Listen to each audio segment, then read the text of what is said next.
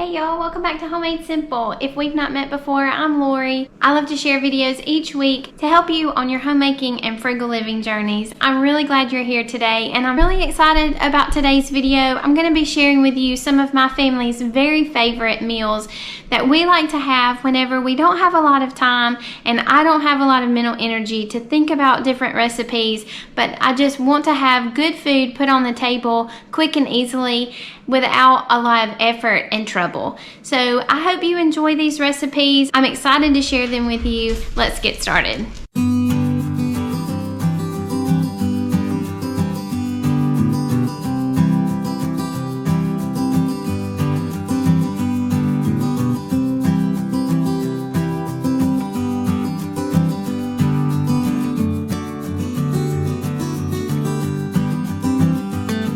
Recipe that I'm going to make today is sauteed chicken. This really is one of my very favorite meals to make for my family. I'm going to begin by putting about 2 tablespoons of olive oil in this iron skillet and turning it on to medium-high heat. I'm going to add about a teaspoon of salt and about a teaspoon of Italian seasoning and allow that to cook and heat in the oil while I dice up the chicken. After I put the chicken in the iron skillet, I'm going to season the top of the chicken with another teaspoon of salt and Italian seasoning.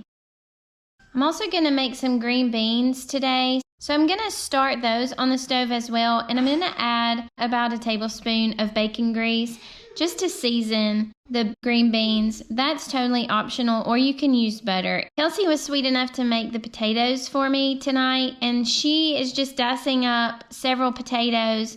We usually have 1 or 2 potatoes per person. And then she's going to rinse them and dry them really well. She has done a really good job learning different techniques of cooking and baking. And one thing that she really emphasizes is to dry off the potatoes before you cook them in order to get the best result. After she dried them, she's going to add about 2 tablespoons of olive oil and season the potatoes with salt and pepper. We have recently gotten an air fryer, and so she's going to cook the potatoes in the air fryer on 400 degrees for about 15 minutes. If you don't have an air fryer, I highly recommend you check into them because this has really been a game changer for our family. I have a little bit of a funny story about this kind of chicken. This was really the first thing that I knew how to make.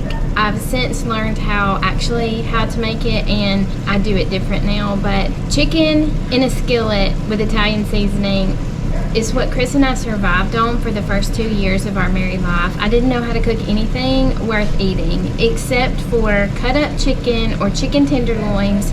I would put water in the skillet and I would put the chicken in the water, and I would pour like an unbelievable amount of Italian seasoning in the skillet, and then I would just let all of the water boil out, and I would serve it to that poor man every week, several times a week, and he never complained, he never gagged about eating it. And I just really feel like that helped me so much, not having somebody nag at me about how terrible my cooking was, but to have somebody who was encouraging to me, and I really appreciated him and his spirit.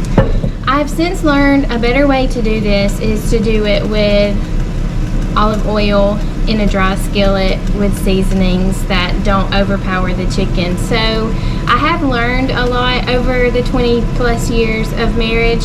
I still am not a great cook, but at least we don't have to eat Italian boiled chicken anymore. And I just thought y'all might like to hear sort of the backstory of where this recipe came from, and maybe y'all can give Chris a high five for being such a sweet and gentle soul. I'm actually just gonna make 2 skillets of this chicken because we're also gonna have some of this chicken another day this week, and it just will save time on the cleanup and the prep work just to go ahead and cook it all at once, and that will be a super quick and easy meal later on in the week. You'll know that the chicken is done and ready to serve when all of the liquid has cooked out of the pan and all of the chicken has at least a little bit of browning. That's a good indication that it's all done. This meal was really yummy. I hope that you'll give this sauteed chicken a try, and also make sure you try those potatoes. Rinsed really well and dried before you cook them. They make them super extra crispy and just really good. Well, I don't really know what this says about me, but I have had this hankering for pimento cheese sandwiches, and I think it's all my friends talking about this delicious brand of pimento cheese that you can get at the store. They sell it at Sam's, they sell it at Walmart, and just to be completely honest, I'm too cheap to buy pre-made pimento cheese, and also I really just don't like all of the added stuff they put in processed foods and in prepared foods that I can make easily at home and not have to worry about all of the extra ingredients. I mean, if it was something that was really hard to put together, okay, I'll buy it if I'm in a pinch and then not really worry about all the ingredients.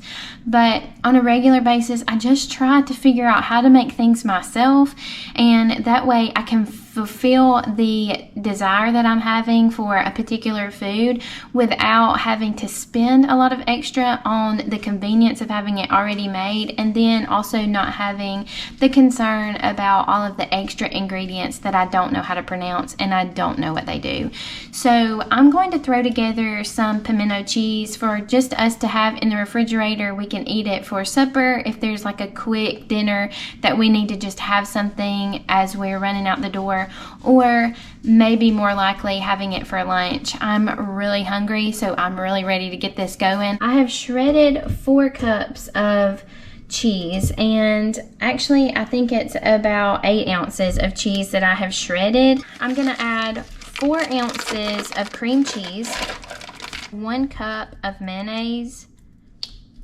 I probably should have creamed that, but what's done is done.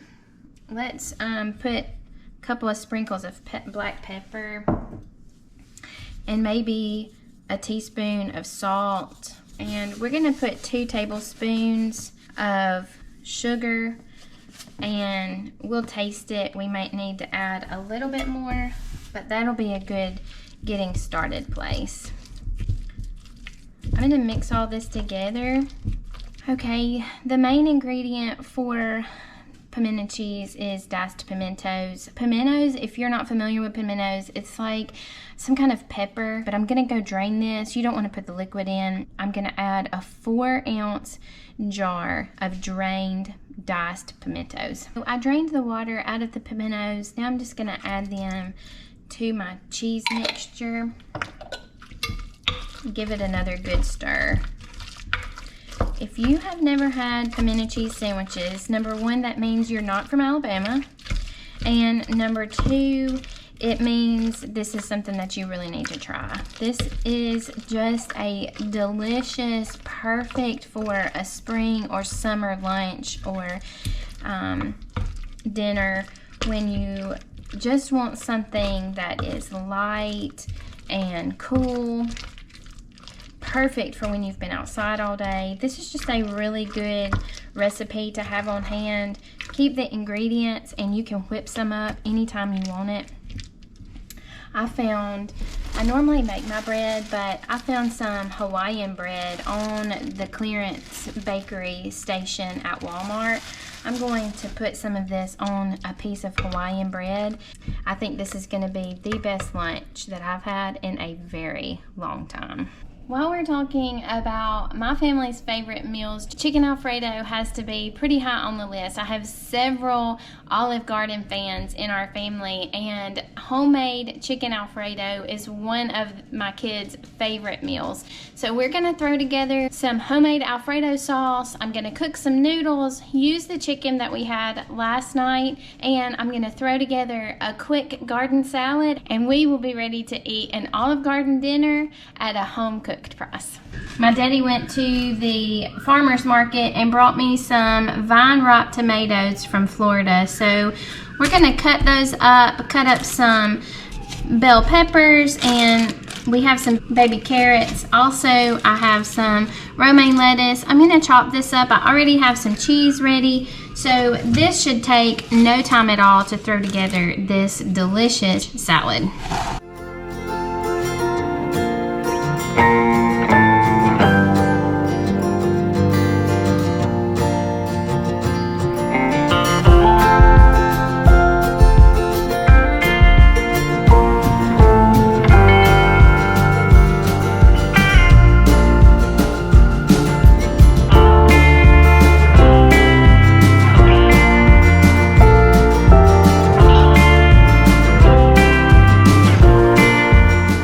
This Alfredo sauce is quick to put together. So I've got my salad done, I've got my noodles cooking, the chicken is already cooked from last night, so we can go ahead and throw together this quick Alfredo sauce. So the sauce starts with 1/2 cup butter and 1 1/2 cup of heavy whipping cream. I'm gonna let that heat for about 3 minutes. The butter is melted, it's warm and steaming but not boiling. So now we're going to add about 1/4 teaspoon of Italian seasoning, 2 cloves of minced garlic. Let's stir that in really good. A teaspoon of salt, 1/2 teaspoon of pepper. Stir this really good and keep stirring it so that the bottom does not scorch. I'm going to stir it for about a minute or so on this medium heat. Let that garlic and Italian seasoning sort of meld into the cream. I never buy bagged cheese, but the store didn't have a block of cheese. So we're just going to put in 2 cups of shredded Parmesan. And it's really better if you go ahead and shred it yourself from a block. I'm gonna take this off of the heat and allow the cheese to melt slowly. Again, this cheese is not wanting to melt because when you have pre-shredded cheese, there's a anti-caking agent that just really keeps it from melting like it normally would. So we just have to do the best we can with the ingredients that we have. I have the chicken that's left over from last night's meal. I'm just going to go ahead and dump that chicken in, give it a good stir, and that will allow it to heat up in the sauce. I drained my pasta. I like to put about a tablespoon or so of olive oil. I'm not sure if that's how the Italians do it or not, but that's how we're gonna do it today. And there we go. That's simple, easy, quick, 30 minutes or less for a delicious chicken Alfredo dinner. It's Wednesday, and on Wednesdays we usually have to have a pretty quick, easy to throw together dinner because of Bible study. So we're gonna have hamburger patties today. I bought some fresh local hamburger from our friends at Nelson Cattle Company, and I'm really excited about these hamburgers. I'm hungry, so let's get started throwing the meat together, and then we will cook them on the iron skillet. I'm gonna have some corn, and we have some leftover salad as sides. So let's get started putting these hamburger patties together. For the sake of time, I have 2 iron skillets heating on medium heat, and both of these packages are 1 pound packages. This is grass-fed beef. I really like grass-fed beef, but I know a lot of people, especially for hamburgers, would prefer a grain-finished beef. I like the idea of grass-fed meat whenever it's possible, so I'm perfectly fine with how the grass-fed beef turns out. My bowl, I didn't get a bowl big enough. Hang on one second. We'll go from small to gigantic, I guess. So I'm gonna just sort of break the meat up. It was frozen when I got it a couple of days ago, and I just put it right into the refrigerator, and so it's still a little bit icy, so breaking it up will make sure that it gets cooked thoroughly. It's always good to be extra careful when you're working with meat. So before I touched my salt and pepper shaker, I washed my hands, but I'm just going to liberally sprinkle this with, this is probably going to end up being a tablespoon of salt, and then also about 2 teaspoons of pepper, and then just using your hands, just sort of roll it around and get it all incorporated, get all of the meat seasoned with the salt and pepper. If you like garlic flavor in your hamburgers or onion flavor, you can use some garlic powder or onion powder.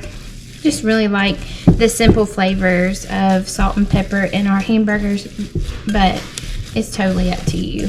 I'm gonna take about a fistful of hamburger and just sort of roll it around, form it into a ball, and then just flatten it between my hands. You want it, not too thick, but you don't want it paper thin either. Nobody likes a paper thin hamburger.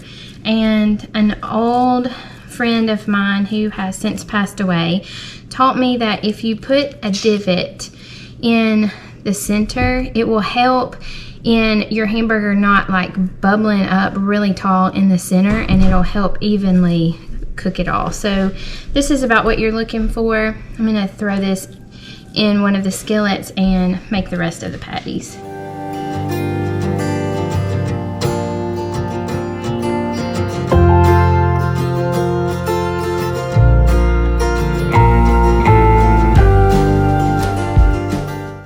After I get all the patties into the skillets, I like to season it one last time with some salt and pepper, and then I'm going to let them cook for about 3 minutes or so, and then flip each of the burgers to the other side. And then every 2 minutes or so, I'm going to just flip each patty over until they are completely cooked through. That will take maybe 10 to 12 minutes. I also made some corn. I just used frozen corn, put about 2 tablespoons of butter and about a teaspoon of salt, and just let that boil while the hamburgers were cooking. This dinner was really good, and you really can tell a difference between a store-bought hamburger patty and fresh local ground beef.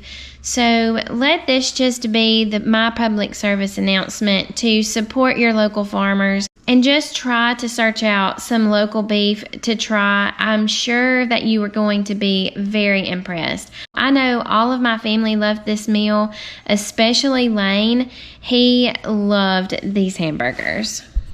All of those meals were so good and tasty, and I'm really glad that you were here today. I hope that you will take a minute and share your family's favorite meals in the comments below, and also take a second to subscribe to the channel. Give this video a thumbs up if you like this kind of content. You can find all of the recipes that I made in the video today down in the description box. You can also find them on my website at myhomemadesimple.com. I will have those linked down in the description box as well. Well, I'm really thankful that you were here today. Be sure to tune in next Friday. I have another extreme grocery budget video coming for you, so I hope that you will come back then and check that video out. Until then, I hope you have a wonderful week. I love you, and I will see you again next time.